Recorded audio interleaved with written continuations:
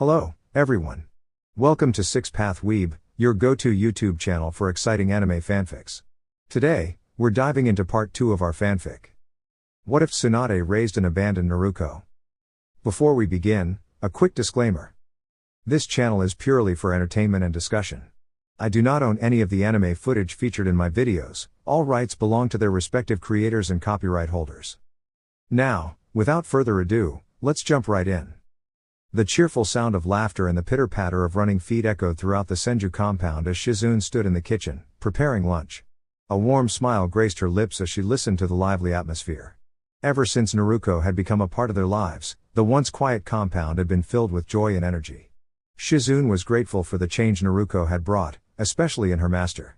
Tsunade, who had once been consumed by sorrow, was now fully devoted to raising Naruko and had become a wonderful mother. "Naru-chan, come back here right now, or else," Tsunade called out playfully, chasing after the giggling blonde with open arms. Naruko, grinning mischievously, held an expensive bottle of sake in one hand and a cup in the other, her laughter ringing through the air.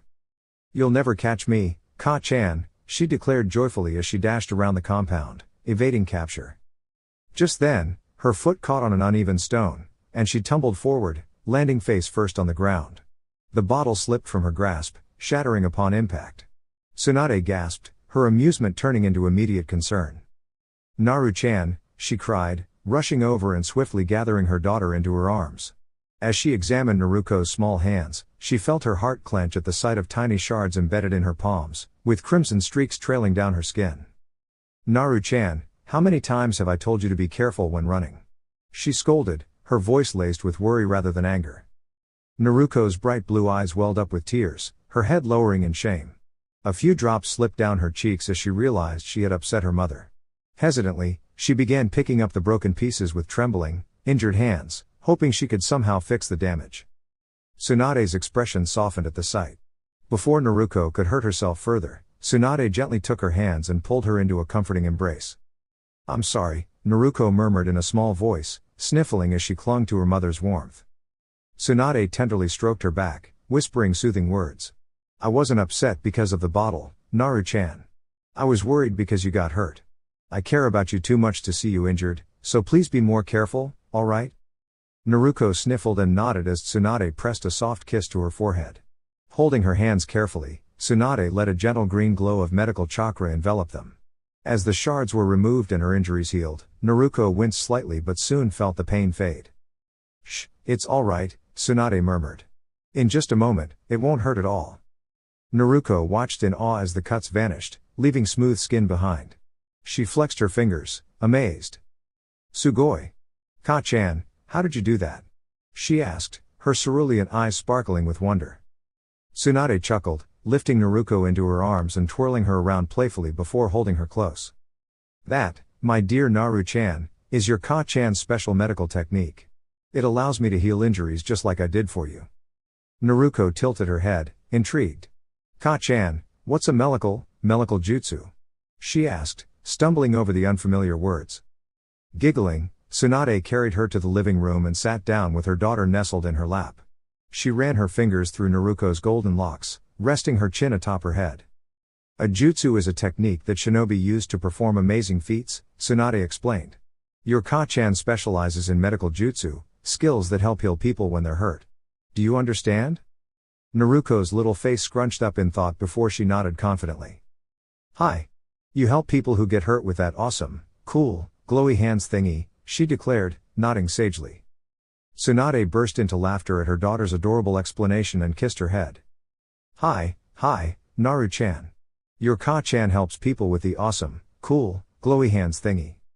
Naruko flushed slightly. "I guess I don't sound very smart, huh?" she murmured. Tsunade lifted her chin with a gentle touch, giving her a reassuring smile. "That's not true at all. My Naru-chan is very smart. You're just still little, so there's a lot to learn. For now, let's focus on reading and writing, okay?" Naruko grinned and nodded eagerly. Then, she looked up curiously. "Ka-chan, are you strong?" Tsunade hummed thoughtfully before answering. "Well, I can hold my own against most people. There are only a few who can challenge me, including Jiraiya." Naruko's eyes widened. "Really? Jiraiya Oji-san is that strong?" Tsunade nodded with a smile, but Naruko frowned in protest. No way. Ka-chan always beats him when he visits. Ka-chan is the strongest, she declared firmly. Before Tsunade could respond, a sudden puff of smoke filled the room, accompanied by the clatter of wood. A booming voice echoed dramatically. From east to west and north to south, women are drawn to my undeniable charm. Behold, the legendary toad sage of Mount Myaboku, Jiraiya has arrived. Naruko clapped excitedly. Pervy sage. She cheered. Jiraiya, in the middle of his grand pose atop his summoned toad, nearly fell over. Don't call me that, you little rascal. He huffed, crossing his arms while Tsunade laughed heartily. That's a perfect name, Naru-chan. You should call him that from now on, Tsunade teased, and Naruko nodded eagerly. Jiraiya's jaw dropped. Hey, my dear goddaughter wouldn't do that to me, would she? He asked hopefully. Naruko tilted her head innocently. Call you what, pervy sage? She repeated, blinking up at him. Tsunade chuckled as Jiraiya groaned, muttering under his breath while dismissing his summoned toad. Just then, Shizune entered, smiling as she set down a tray of tea for everyone. As they settled around the table, Tsunade turned to Jiraiya with a questioning look. So, Jiraiya, is this just a casual visit, or is there something important? She asked. Jiraiya's playful demeanor faded, replaced by a more serious expression. He made a small gesture toward Naruko, one Tsunade immediately understood. Naru-chan, why don't you go play with Shizune for a little while? Jiraiya and I need to talk, Tsunade said gently. Naruko's shoulders slumped as she remained seated in her mother's lap, wrapping her small arms around Tsunade's neck. Do I have to? She asked softly. Tsunade smiled, brushing Naruko's bangs aside. Please, Naru-chan?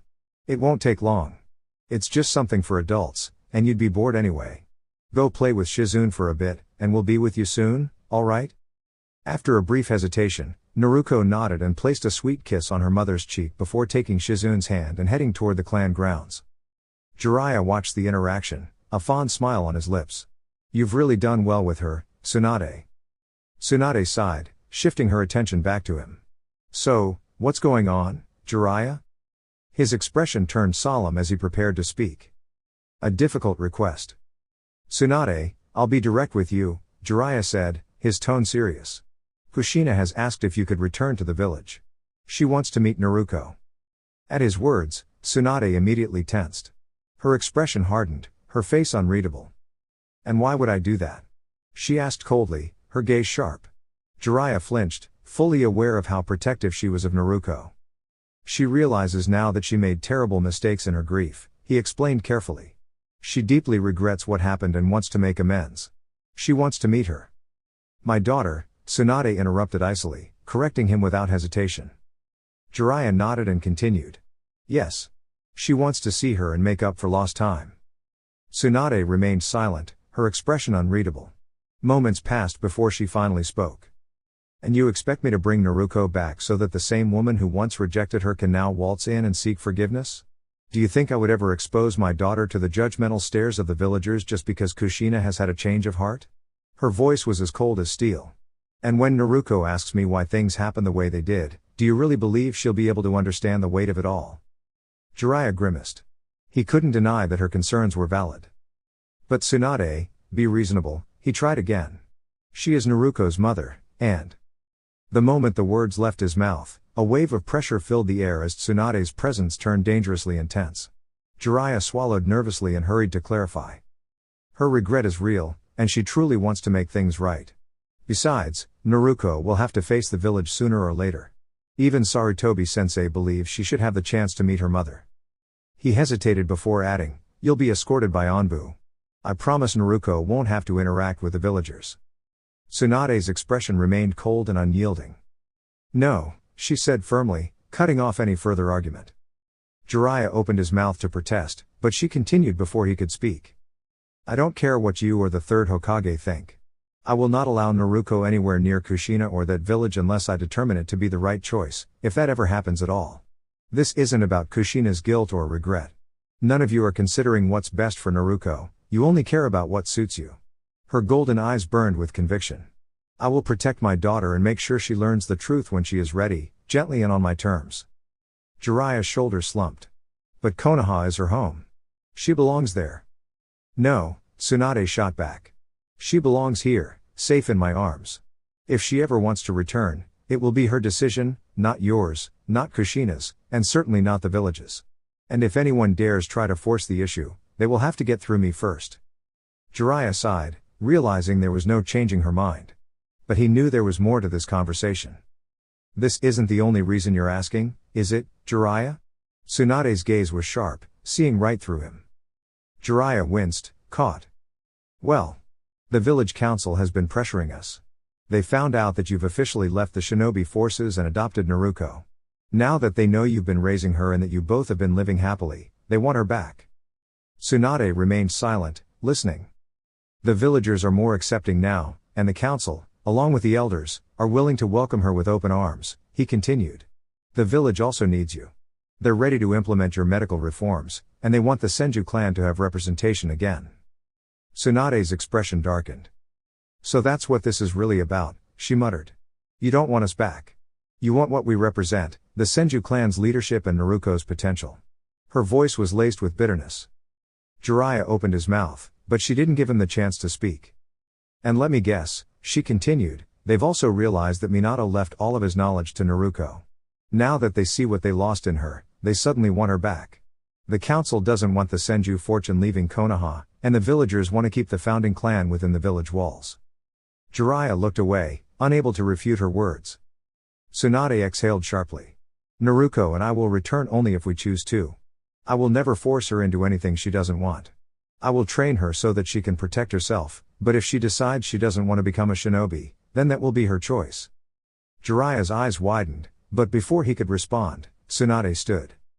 Leave, Jiraiya, she said. I know the council forced you and Sarutobi-sensei into this, so I'll let it slide this time. But if you ever bring this up again, I will cut all ties with you. Her tone left no room for argument. Jiraiya clenched his fists, cursing the council and elders for putting him in this position. He turned and left, already dreading the conversation he would have back in Konoha. But at least he would have the satisfaction of delivering Tsunade's response directly to the council. A mother's resolve. Tsunade walked through the hallways, her carefully maintained composure slipping away as she sighed, feeling drained. She grabbed a bottle of water, took a long sip, then crushed it in her hand, her frustration evident. She had no doubt the council was behind all of this. A small tug on her kimono caught her attention. Looking down, she saw Naruko clinging to her leg, eyes wide with worry. Immediately, Tsunade softened. She let go of her anger and gently picked up the little girl, cradling her in her arms. Ka-chan, are you upset? Naruko asked in a small voice. Tsunade smiled and kissed the top of her head. I was, she admitted. But you always make everything better. You give me strength, you know that? Naruko's big, curious eyes lit up. Really? Really, Tsunade confirmed, chuckling as her daughter wrapped her arms around her neck and kissed her cheek. They sat together on the porch, wrapped in each other's warmth. Now then, Naru-chan, Tsunade said, shifting the mood, how about we practice your writing? Naruko perked up and nodded eagerly. Tsunade led her inside, settling on a cushion in their traditional style living room. She pulled out the calligraphy kit once used by her grandmother and carefully prepared the ink. Now, Naru-chan, she said, handing over the inkstone, I showed you how to do this last time. Let me see if you remember. Naruko nodded seriously and took the inkstone, mimicking her mother's movements with great concentration. Tsunade smiled at her progress. That's very good. Now, let's begin your calligraphy practice. For the next few hours, Naruko worked hard, her little tongue sticking out as she carefully traced the kanji. Her strokes were still a bit clumsy, but Tsunade could see improvement. When Naruko eventually rubbed her sleepy eyes, Tsunade smiled and pulled her into a warm embrace. You did very well today, Naru-chan, she whispered. I'm so proud of you. Naruko grinned before snuggling into her mother's arms, quickly drifting off to sleep. Tsunade held her close, silently promising that as long as she was there, Naruko would always be safe. She's improving at an impressive pace. My grandmother's technique still proves useful, even after all these years. Not only is she learning to write, but she's also getting valuable calligraphy practice at the same time. Mito Bakken used to do this with me in case I ever decided to pursue sealing techniques, but it was never my area of expertise. I have some skill in it, but nothing extraordinary, Tsunade explained. Shizune looked at her in surprise. I didn't realize you knew Fuinjutsu, Tsunade-sama. Tsunade nodded. Well, having the heiress of the Uzumaki clan as a grandmother certainly has its advantages. Shizune acknowledged this with a nod, and the two of them finished their meal. As they were tidying up, Tsunade suddenly felt a gentle tug on her kimono. Looking down, she saw Naruko rubbing her eyes sleepily. Tsunade picked her up as the little girl yawned and snuggled into her embrace. "What's wrong, Naru-chan?" Tsunade asked gently. Naruko nestled closer, and Tsunade could hear a soft sniffle, making her worry. "Did you have a bad dream?" she asked, her tone full of concern. Naruko nodded slightly, her small frame trembling. There was a giant fox with lots of tails. It was running everywhere and destroying everything, Ka-chan. Tsunade stiffened, instinctively holding Naruko closer. She exchanged a quick glance with Shizune, who seemed preoccupied, before walking into her room and sitting on the bed with Naruko still in her arms. "A giant fox, you say? Did it say anything to you?" Tsunade inquired softly. Naruko nodded. "Yeah. It said it would show me the truth, but I don't know what that means. Then it laughed, and I got really scared," she admitted, trembling slightly. Tsunade gently rubbed her back, soothing her. "Shh, Naru-chan. There's nothing to worry about. I'm here for you," she reassured her. Gradually, Naruko drifted off to sleep, though traces of tears remained on her cheeks. Tsunade carefully laid her down and lifted her shirt slightly to inspect the seal on her stomach. It was perfectly intact. She let out a quiet sigh of relief.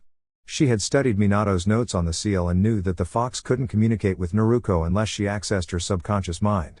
Most likely, the dream was caused by the seal naturally strengthening over time, allowing fragments of the fox's memories to surface. This also meant that Naruko's chakra pathways were beginning to develop. A small smile formed on Tsunade's lips. She lay down beside Naruko, who instinctively snuggled into her warmth with a peaceful expression.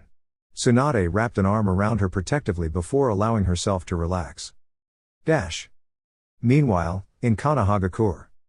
Inside the Hokage's office, Jiraiya entered through the window, spotting Hiruzen sitting at his desk, calmly smoking his pipe. 3 of the village elders were also present, waiting for him. Jiraiya cleared his throat, making his presence known, and Hiruzen offered a small smile. "Ah, Jiraiya. I was expecting you. How did it go?" the Hokage asked, observing the slight grimace on his student's face. Jiraiya exhaled sharply. "She completely dismissed me, sensei. She didn't even give me a chance to explain before figuring everything out, your plan, the elders' involvement, even Kushina's plea to meet Naruko. She made it clear that if Naruko doesn't want to return to the village or become a shinobi, she won't allow anyone to force her. And for the record, this is the last time I'll act as a messenger for you. She warned me that if I tried again, she'd cut ties with me completely."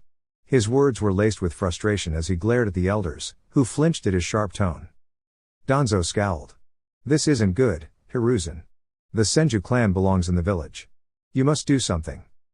Hiruzen regarded him coolly. "And what exactly do you suggest I do? She is no longer part of the shinobi forces, she is an honored and retired Sannin. Moreover, as the Senju clan leader, she wields significant influence.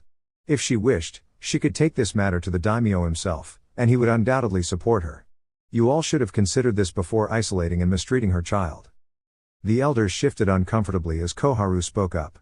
"But the child is the heir to both the Namikaze and Senju clans. She belongs here. She needs to establish bonds within the village. The people are finally willing to accept her, they see that she's thriving under Tsunade's care, and they understand that she isn't some kind of threat. They want both of them to return." Homura and Danzo nodded in agreement, but Hiruzen shook his head. He wasn't sure how the elders had discovered that Minato's teachings were being passed on to Naruko, but he was already regretting that the information had leaked. "There is nothing more I can do," Hiruzen stated firmly. "This matter is out of my hands. I will no longer entertain further discussions from the council about this. Naruko will return if and when she chooses to. Your persistence is only making things worse."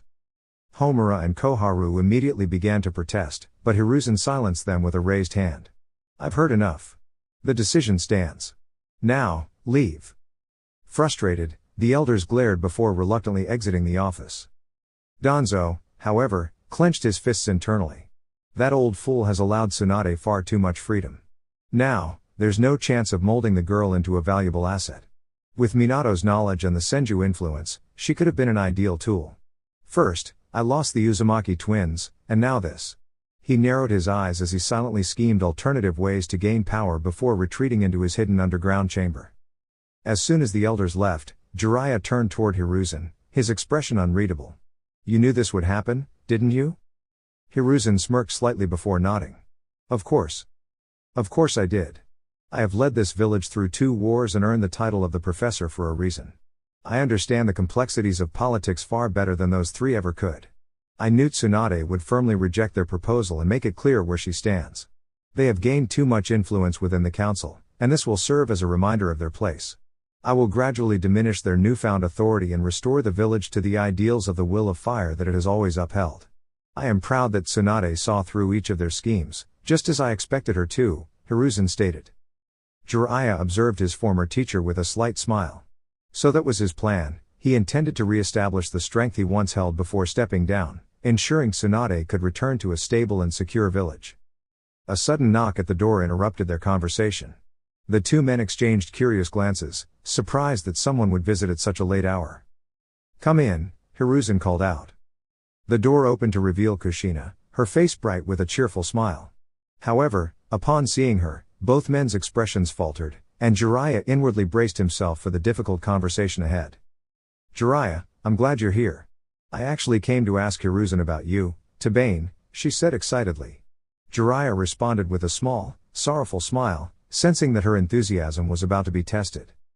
So, when is Tsunade bringing Naru-chan back? She asked eagerly. Both men averted their eyes, and Kushina's smile faded upon noticing their reactions. What's wrong? She asked, her excitement giving way to concern. Jiraiya exhaled deeply before speaking. Kushina, things aren't as simple as you're imagining. His tone was solemn. She frowned, confused. What do you mean? He hesitated before answering. Tsunade has refused to return to the village, and she won't allow you to see Naruko until she feels the time is right.